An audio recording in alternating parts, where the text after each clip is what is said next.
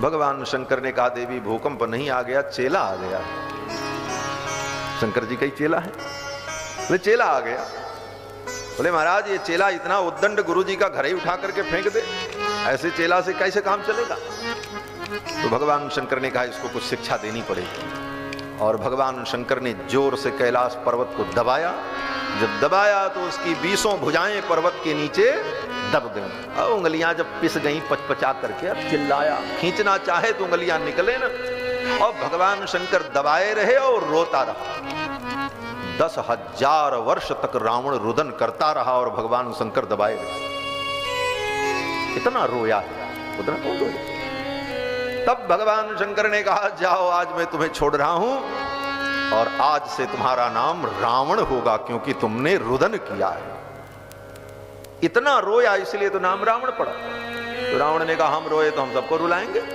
फिर रावण ने भी यही काम किया, संसार को रुलाया। रावणो लोक रावण, संपूर्ण लोकों को रुलाने वाला रावण।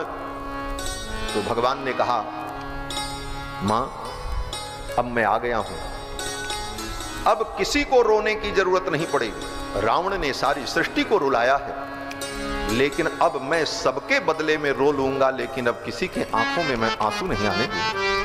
यही भगवान की करुणा है। प्राणियों के दुख को दूर करने के लिए, रावण के आतंक से मुक्त करने के लिए ही तो भगवान का अवतार हुआ। तो भगवान कहते हैं कि अब संसार में किसी को रोना नहीं पड़ेगा। रावण ने बहुत रुलाया, मैं स्वयं रो लूंगा, लेकिन अब किसी के आंखों में आंसू नहीं आने दूंगा। तो मानो भगवान ही अपने भक्तों के बदले में रोने को तैयार हैं, इसलिए भगवान रोते ही रहे, रोते ही रहे। मैया ने कहा सबके बदले में आप ही रो लोगे तो बाकी लोग क्या करेंगे। बोले संसार में दो ही काम होता है, दुखी हो जाओ तो रो और सुखी हो जाओ तो गाओ। रोना और गाना, लोग कहते महाराज रोना गाना बंद करो। तो दुखी होते हैं तो हम रोते हैं और सुखी होते हैं तो हम गाते हैं। तो मैया ने कहा जब सबके बदले में आप रो लोगे तो संसार के आदमी क्या करेंगे। भगवान ने कहा अब संसार के लोग गावें और क्या करें, हम रोएंगे बाकी लोग सुखी हो जाएं। सबको सुखी करने के लिए ही तो मैं आया हूं। और सुख में क्या होता है, बोले सुख में तो गाया जाता है। बोले क्या गावें, बोले यह चरित जे गावहीं हरिपद पावहीं ते न परहीं भव तूपा। जो इस चरित्र को गाएगा वो संसार सागर में नहीं पड़ेगा महाराज। भगवान जब रुदन करने लगे तो रुदन की ध्वनि सुनकर के माताएं अपने अपने महल से दौड़ पड़ी महाराज। सुनि शिशु रुदन परम प्रिय पानी, सुनि शिशु रुदन परम प्रिय पानी। संभ्रम चली आई सब रानी, संभ्रम चली आई सब रानी। हर्षित जह तह धाई दासी, हर्षित जह तह धाई दासी। आनंद मगन सकल पुरवासी, आनंद मगन सकल पुरवासी। सुने शिशु रुदन परम प्रिय बानी। बालक के रुदन को सुनकर के जितनी माताएं थीं सम भ्रम चली आई सब रानी। अन्य रानियां जो थी, महारानी केकई, महारानी सुमित्रा, वो चल करके महारानी कौशल्या के महल में आ गईं बालक को देखने के लिए और देख करके हर्षित हुई। आगे वर्णन है कि दासियां दौड़ पड़ी। हर्षित जह तह धाई दासी, दासियां दौड़ती हुई आई और माताएं, बोले माताएं चल करके आई। समभ्रम चली आई सब रानी। कारण बोले केकई और सुमित्रा ने अभी पुत्र को जन्म नहीं दिया है, गर्भवती है, उनका दौड़ना संभव नहीं है, इसलिए वो चल करके आ रही हैं धीरे धीरे। प्रसन्न तो वो भी, उत्साह उनके मन में भी। और दासियां दौड़ती हुई आई। शिशु के रुदन की ध्वनि ने पूरे महल को गुंजायित कर दिया। आज 60,000 वर्ष बाद श्री दशरथ जी के महल में, उस रघुकुल के महल में किसी बच्चे के रोने की आवाज को लोगों ने सुना। दशरथ जी जब पैदा हुए थे रोए थे, उसके बाद आज 60,000 वर्ष बाद किसी बालक की किलकारी, बालक के रुदन की ध्वनि वहां की प्राचीर ने, दीवारों ने सुना। कण कण हर्षित हो गया और चारों तरफ आनंद की लहर दौड़ पड़ी। सेवकों ने जाकर के दशरथ जी को जब बताया तो दशरथ जी महाराज पुत्र के जन्म का वृत्तांत सुनकर इतने प्रसन्न हुए कि ब्रह्मानंद में डूब गए महाराज। दशरथ पुत्र जन्म सुनि काना, मानो ब्रह्मानंद समाना। दशरथ पुत्र जन्म सुनि काना, मानो ब्रह्मानंद समाना। परम प्रेम मन पुलक सरिया, चाहत उठन करत मति धीरा। परम प्रेम मन पुलक सरिया, चाहत उठन करत मति धीरा। जाकर नाम सुनत शुभ होई, मोरे गृह आवा प्रभु सोई। जाकर नाम सुनत शुभ होई, मोरे गृह आवा प्रभु सोई। परमानंद पूरी मन राजा, कहा बुलाए बजाओ बाजा। परमानंद पूरी मन राजा, कहा बुलाए बजाओ बाजा। कहा बुलाए बजाओ बाजा, कहा बुलाए बजाओ बाजा। दशरथ जी ने जब सुना कि पुत्र का जन्म हुआ, दशरथ जी महाराज परम आनंदित हो गए। दासी ने आकर के सूचना दी, दासी को उपहार भेंट किया और इस आनंद का दशरथ जी महाराज संवरण कर पाते, इस आनंद को संभाल पाते, क्योंकि ये आनंद साधारण नहीं। क्यों? बोले साधारण व्यक्ति के घर में इतने दिनों बाद पुत्र का जन्म हो तो उसे कितना आनंद आएगा, आप सोचो। और जिसके घर में साक्षात सच्चिदानंद ही पुत्र बन करके आ जाए। इसीलिए तो गोस्वामी जी कहते हैं परमानंद पूरी मन राजा। परमानंद पूरी मन राजा, परमानंद से उनका हृदय इतना परिपूरित हो गया कि इस आनंद को दशरथ जी महाराज संभाल नहीं पाए।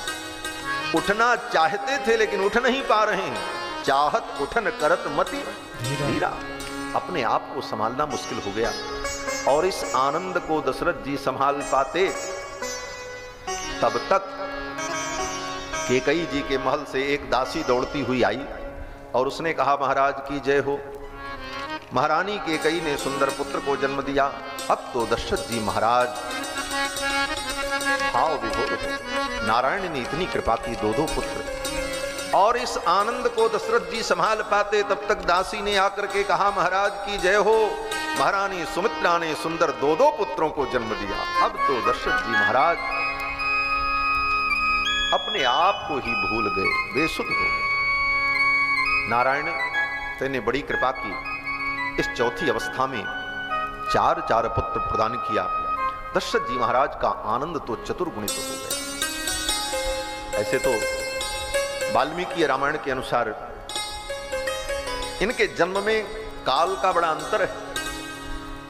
भगवान श्री राम के प्राकट्य के 18 घंटे बाद भरत जी का जन्म हुआ। 18 घंटे छोटे हैं भरत जी, और भरत जी से 6 घंटे छोटे लक्ष्मण जी, और फिर लक्ष्मण जी से 2-4 सेकेंड या मिनट जो भी मान लो वो शत्रुघ्न जी, क्योंकि जुड़वा हैं और तीनों के नक्षत्र भी अलग अलग हैं, चारों के।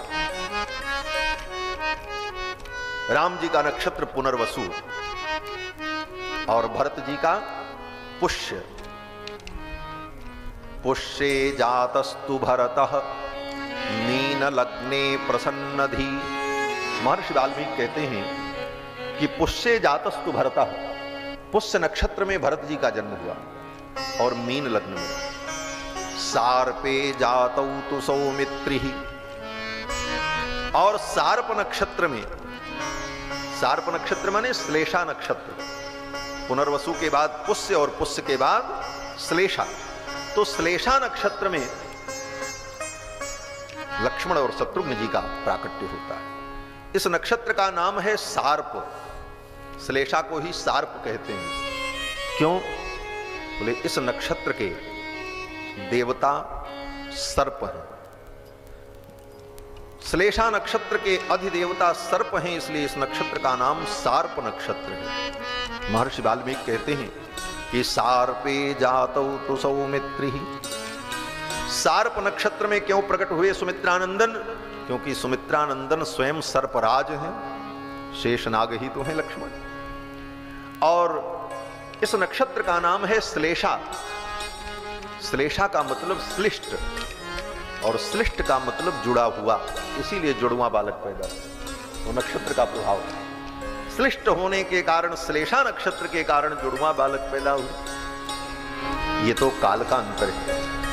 अब महाराज चारों बालक जब प्रकट हुए, परम आनंद हुआ। गुरुदेव वशिष्ठ को निमंत्रण दिया, गुरुदेव वशिष्ठ बुलाए गए। गुरु वशिष्ठ कह गयो हकारा, आए द्विजन सहित नृप द्वारा।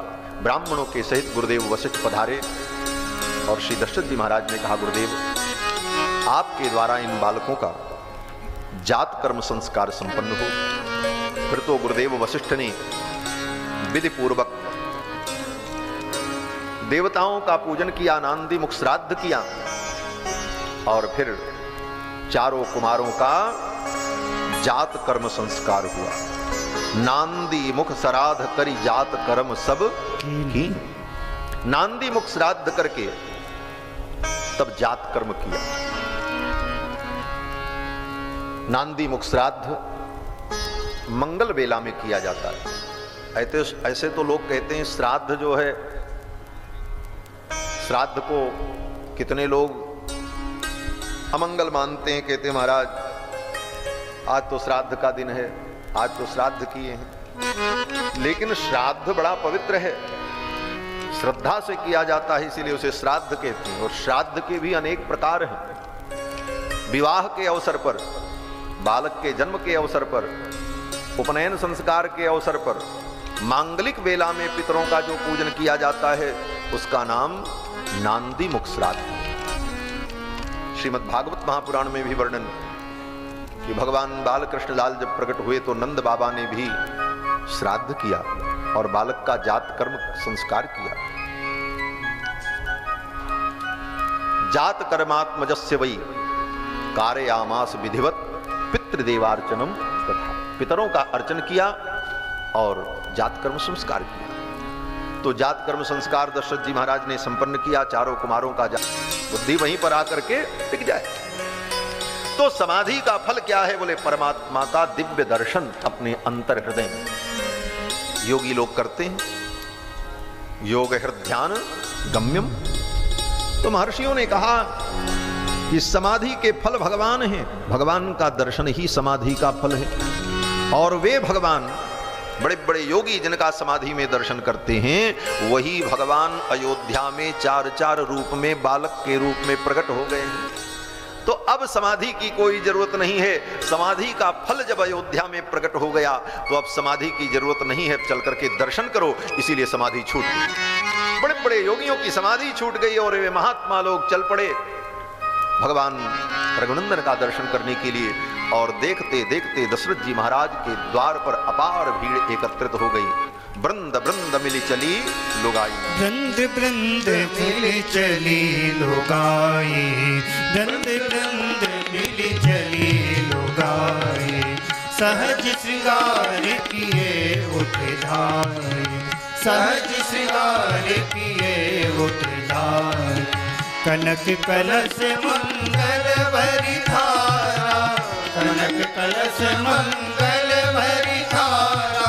गावत बैठई भूप दुआरा, गावत बैठई भूप दुआरा। वृंद वृंद मिल चली लुगाई, वृंद वृंद मिल चली लुगाई। वृंद वृंद मिली चली लुगाई, समूह समूह में लुगाया स्त्रियां बधाई देने के लिए चल पड़ी और दशरथ जी के द्वार पर आती हैं और सभी ने मिल करके मंगल गीत गाए, भगवान का मंगल मनाया। वृंद वृंद मिल चली लुगाई, सहज सिंगार किए उठ धाई, कनक कलश मंगल भरी थारा, गावत पैठी भूप द्वारा। भगवान का मंगल मनाया।